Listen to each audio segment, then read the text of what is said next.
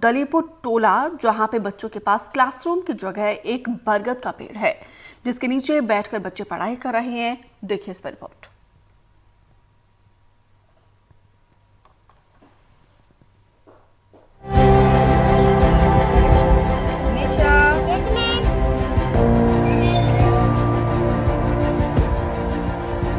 कटनी जिले का दलीपुर टोला और यहाँ के बच्चों की कक्षाएं बरगद के पेड़ के नीचे चल रही है। यहाँ पर पहली से 5वीं के बच्चों का भविष्य गढ़ने की कोशिश की जा रही है। ये बच्चे बिना क्लासरूम, बिना ब्लैक बोर्ड के एक बरगद के पेड़ के नीचे बैठकर पढ़ाई कर रहे हैं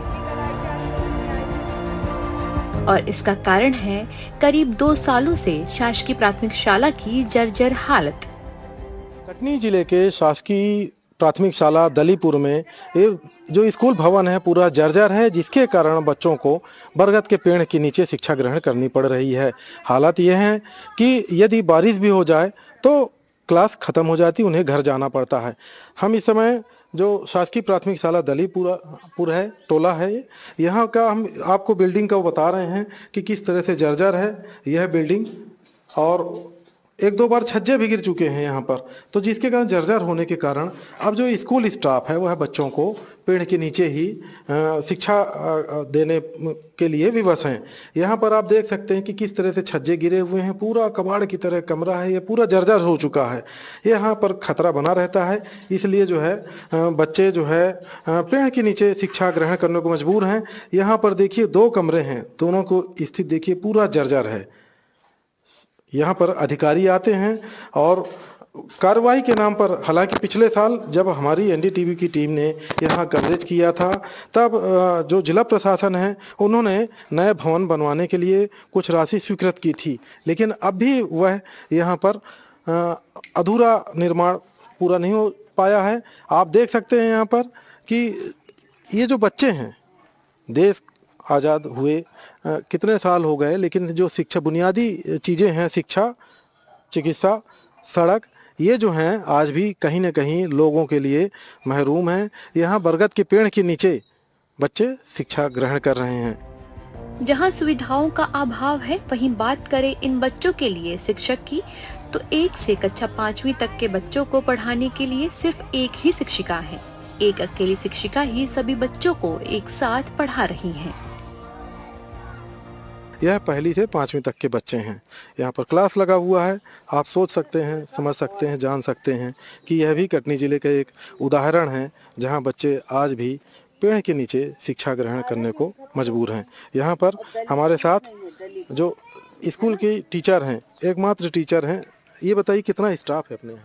सर एक ही स्टाफ है, मैं अकेली टीचर। हाँ, तो क्या दिक्कत है यहाँ पर बच्चे? सर आप तो दिक्कत देख ही रहे हैं, एक तो एक स्टाफ है, एक मैं अकेली, 5 क्लास हैं, 5 क्लास को देखना रहता है कि अगर एक क्लास को पढ़ाओ तो दूसरा भी डिस्टर्ब रहता है, और फिर स्कूल के इतने काम भी आते हैं तो वो भी करने पड़ते हैं।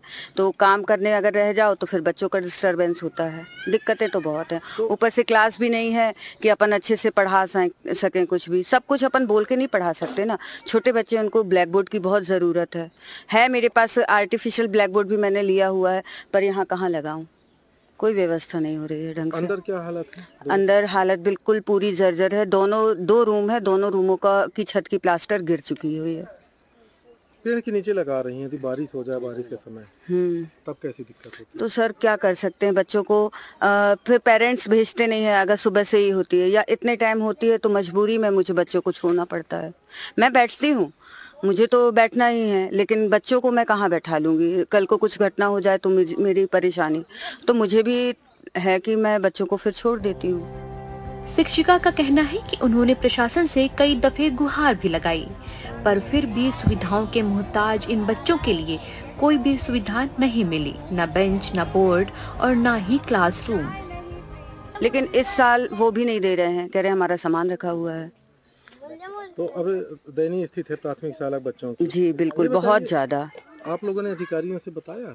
कई बार, मैं तो हर महीने और कभी कभी महीने में 2 बार एक आवेदन तो देकर ही आती हूँ कि सर परेशानी है, मुझे कुछ करिए मदद, क्या करूँ मैं, बताइए, रूम बनवाइए या कुछ भी। तो पिछले साल उन्हीं ने व्यवस्था कराई थी किराए के मकान की। लेकिन 2 महीने चला। 2 महीने चला, फिर क्या हुआ था, आंगनबाड़ी सरपंच जी द्वारा आंगनबाड़ी दे दी गई थी कि अभी छपाई नहीं हुई थी उस समय, लेकिन छत पड़ गई थी तो ठंड भी थी, तो कह रहे उनने व्यवस्था कर दी थी कि आप बैठा लीजिए, लेकिन अभी आंगनबाड़ी भी नहीं मिल रही है क्योंकि वहाँ छपाई का कार्य चल रहा है।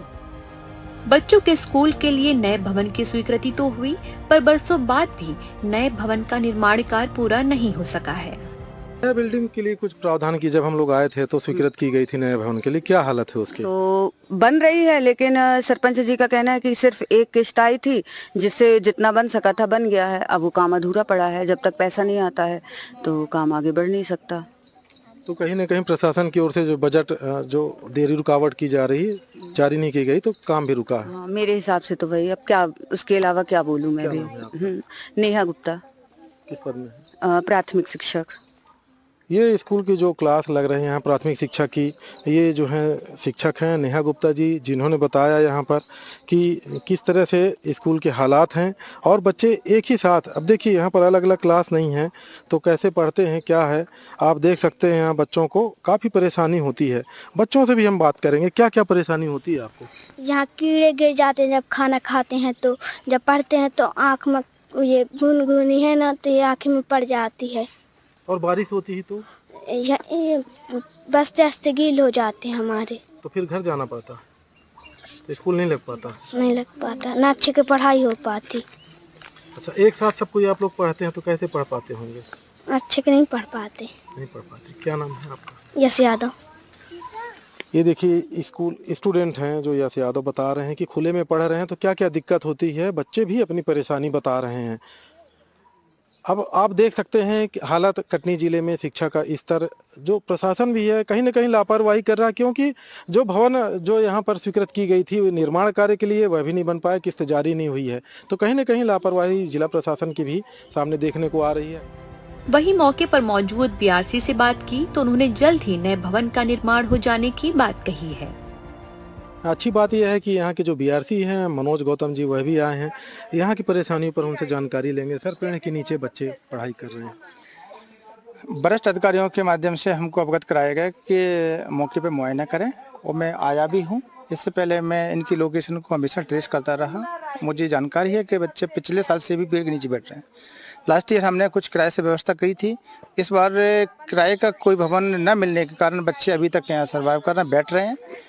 इसी परिप्रेक्ष्य में पिछली बार आंगनवाड़ी में बैठते थे बच्चे, लेकिन इस बार पंचायत द्वारा आंगनवाड़ी का कार्य किया जा रहा है, बरसात में प्लास्टर छपाई का काम हो रहा है, इसलिए पंचायत ने अभी हमको मना करके रखा है कि अभी रोक दिया जाए, उसके बाद जैसे पंचायत वाला काम हो जाएगा आंगनवाड़ी का तो हम आपको हैंड ओवर कर देंगे।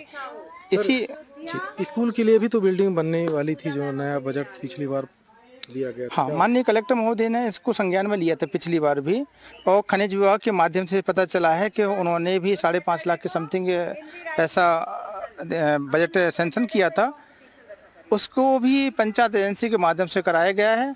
एक किस्त उनकी एलोटेड हो गई है, जिसके माध्यम से उन्होंने कम से कम 6 या 7 फीट के समथिंग उसका उठाव कर दिया है। दूसरी किस्त न मिलने के कारण अभी काम पेंडिंग में है, वो भी जल्दी ही किस्त मिलने के बाद में काम करा दिया जाएगा। तो कितना टाइम लगेगा उसके लिए?